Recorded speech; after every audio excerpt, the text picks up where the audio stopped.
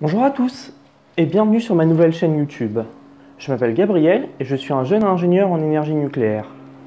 Si je pense que je suis fasciné aujourd'hui par l'énergie en général et surtout par la science physique, c'est parce que depuis tout jeune j'ai voulu comprendre les phénomènes qui se passent dans notre monde, comprendre ce qui nous entoure et comment le monde fonctionne réellement.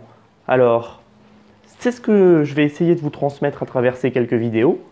Et je pense qu'un bon point de départ, c'est l'étude de la matière. Qu'est-ce que la matière? De quoi sommes-nous faits? De quoi l'univers est-il fait? C'est ce que nous allons essayer de voir ensemble. Alors, pour commencer notre étude de la matière, pour moi il fallait partir d'un même point commun. Et en fait, j'ai réfléchi, qu'est-ce qui pourrait, disons, permettre de partir ensemble sur cette première vidéo? Et je pense que l'idée qu'on a un peu tous en tête, c'est que la matière, c'est constitué de molécules, elles-mêmes constituées d'atomes. Ces atomes, on sait plus ou moins que c'est un noyau, des électrons, c'est un peu vague, et on ne sait pas vraiment s'il y a des choses plus petites. Ce qu'on a dans notre tête, c'est qu'il y a des atomes, les uns avec les autres, qui interagissent ou non pour former des molécules ou non, et c'est un peu tout. Et je pense que c'est un bon point de départ d'essayer de partir de ce qu'on connaît de plus petit, pour voir ensuite de quoi est réellement constitué le noyau, l'existence des quarks, etc. Donc, cet atome, eh bien, figurez-vous qu'on connaissait les éléments depuis longtemps. Alors déjà, avec Mendeleïev, on avait déjà une bonne classification, une bonne idée de comment évoluent les éléments l'un par rapport aux autres.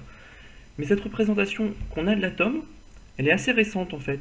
Et le premier atome, disons qu'on pourrait appeler atome, c'est l'atome de Thomson, qui date de 1899. Et alors cet atome, il est un peu particulier, puisqu'il n'a pas un noyau et des électrons qui gravitent autour, mais il a plutôt un modèle de raisin.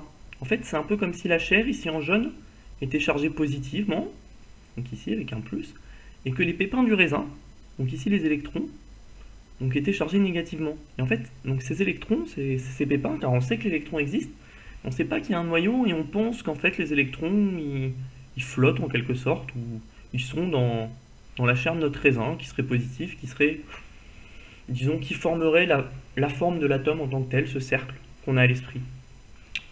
Et en fait, en réalité, nous, ce qu'on sait, c'est qu'il y a un noyau, et qu'il y a des électrons qui gravitent autour. Et c'est un modèle qui a été proposé quand même en 1911 par Rutherford. Et ici, en fait, on est très proche du modèle du système solaire. On a l'idée que des électrons gravitent autour du noyau dans un plan, comme la Terre et les planètes gravitent autour du Soleil, grosso modo dans le même plan. Et puis, voilà, quand on a ces charges positives et négatives qui sont séparées, on sait qu'il y a autant d'électrons qu'il en faut pour avoir la charge du noyau, parce qu'on sait que c'est électriquement neutre, puis c'est un peu tout. C'est un peu tout ce qu'on sait. Et puis, va arriver le modèle de Bohr 2 ans plus tard. Et là, en fait, il y a une révolution. Ça se voit pas comme ça, mais la révolution, elle vient du fait qu'en réalité, les électrons, ils sont pas tous dans le même plan, ils sont sur des orbites, des trajectoires qui sont, comment dire, qui peuvent se rencontrer les unes les autres, en particulier pas dans le même plan. Et puis, il y a des distances, comme on l'a vu avant, des distances différentes du noyau, mais pas à n'importe quelle distance. On se rend compte qu'elles sont quantifiées, ces distances, qu'il y a un certain nombre de distances autorisées pour l'électron. C'est-à-dire qu'il peut être là, il peut être là, mais il ne va pas être tout là. C'est impossible pour lui. Et c'est, disons, une base de la physique quantique. Essayer de comprendre qu'en réalité, en physique quantique, pour les tout petits éléments, les toutes petites choses, ben, la matière n'est pas continue. Il y a discontinuité, il y a des endroits où on ne peut pas être. L'énergie, c'est pareil. D'ailleurs, l'énergie fondamentale, en tout cas la charge fondamentale, c'est la charge d'un électron. On ne peut pas avoir une charge, disons, sur une particule plus faible que l'électron.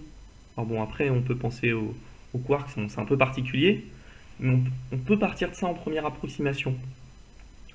Alors, ce modèle, en fait, il a encore été amélioré en 1925 par Schrödinger. Alors là, ce que dit Schrödinger, c'est encore un peu différent. C'est que l'électron, c'est pas une particule physique, comme on la voit ici. Du fait qu'elle est quantique et très petite, en fait, elle se comporte un peu plus comme une onde. Donc, il y a le rayon moyen autour duquel l'électron est censé graviter, puis en fait, il gravite un peu comme ça, comme une onde. Et puis, excusez-moi, et puis, ce qui se passe, c'est que, on ne sait pas vraiment où il est, physiquement. L'électron, il n'a pas de position. L'électron, il est un peu partout à la fois sur cette orbite. Et c'est l'idée qu'on se fait, donc, de l'atome à ce moment-là, et qui est une bonne idée qu'on peut utiliser aujourd'hui encore. Alors si je veux résumer, l'atome c'est quoi? C'est un noyau et des électrons. Alors les noyaux, qu'est-ce que c'est? Donc c'est ce qui concentre les charges positives, et en fait dans le noyau il n'y a pas que des charges positives, il y a des charges positives qu'on appelle les protons, et des charges neutres qu'on appelle les neutrons, et en fait un neutron c'est quasiment un proton, il a une masse très similaire, une taille très similaire, si tant est qu'on puisse parler de taille. Mais la principale différence qu'il a avec lui, c'est que comme son nom l'indique, il est neutre. Donc un proton, ça a une charge plus, donc il y a autant de protons dans le noyau que d'électrons, puis le nombre de nucléons, il n'est pas vraiment limité par le fait que ça doit être électriquement neutre, parce qu'il n'a pas, de charge. Donc, prenons un peu. Le nombre de masse A, quand on définit un atome, c'est ce qu'on appelle son nombre de nucléons, donc c'est simplement le nombre de protons et de neutrons. Le nombre de protons est indiqué ici, et A moins Z, donc, le nombre total de nucléons en enlevant les protons, ça donne les neutrons qui restent. Donc en général, quand on définit un atome, on le définit comme ça. Là, on a toutes les données. Le X serait représenté par donc, la lettre de l'atome, donc par exemple de l'oxygène un O, Fe si c'est du fer. Le A, donc le nombre de protons plus neutrons, et le Z, le nombre de protons.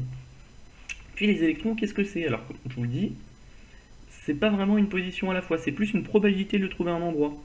Ici, par exemple, c'est une image d'un électron de l'atome d'hydrogène, donc il n'y en a qu'un seul dans l'atome d'hydrogène.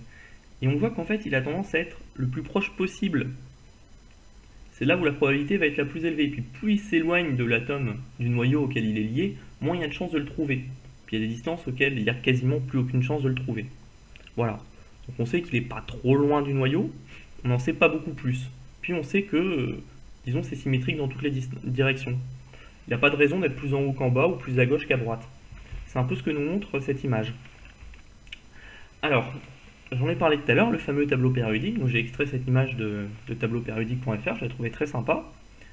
Elle est colorée et tout, puis elle explique pas mal de données. L'idée c'est que les éléments tels qu'on les connaissait, on peut les classer en quelque sorte par famille, comme on peut le voir ici sur une même colonne. Et puis ces éléments peuvent avoir différents états. Gazeux, métallique, liquide, etc. Et ça, donc c'est ce qui représente aujourd'hui l'ensemble, plus ou moins, des atomes qu'on connaît. Et en fait, c'est encore un peu plus compliqué que ça. Si on veut être précis, les atomes, ils sont définis par leur nombre de protons et d'électrons. Mais en fait, un même atome, il peut avoir plusieurs nombres de nucléons différents, ce qu'on appelle des isotopes. Alors qu'est-ce qu'un isotope? Ici, c'est l'exemple du carbone. En réalité, par exemple, le carbone qu'on connaît le plus, qui est le carbone qui nous entoure, qui est 98,9% du carbone, c'est le carbone 12. Mais il y en a un autre qu'on connaît pas mal quand même, c'est le carbone 14, qui est utilisé pour la datation. Alors la différence, pourquoi 12? Parce que 12, c'est 6 protons et 6 neutrons. Ici, le carbone 14, il a 8 neutrons, d'où son nom.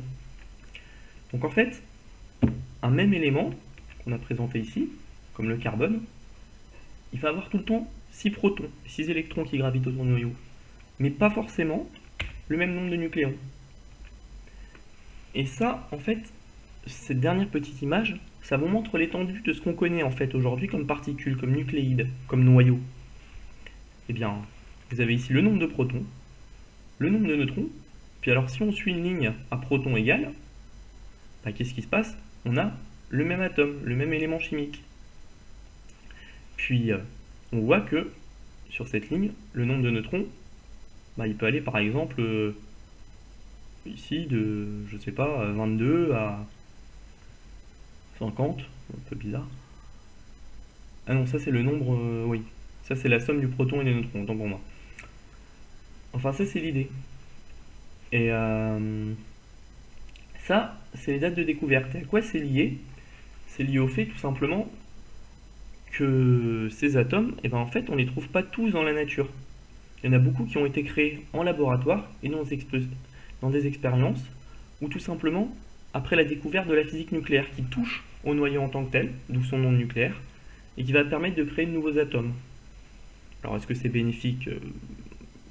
Oui et non. En fait, beaucoup d'atomes créés ainsi sont très dangereux, radioactifs, et ce qu'on verra dans de prochaines vidéos. Voilà, j'espère que cette vidéo vous a plu, et puis si vous avez des questions, n'hésitez pas à en poser dans les commentaires. Merci.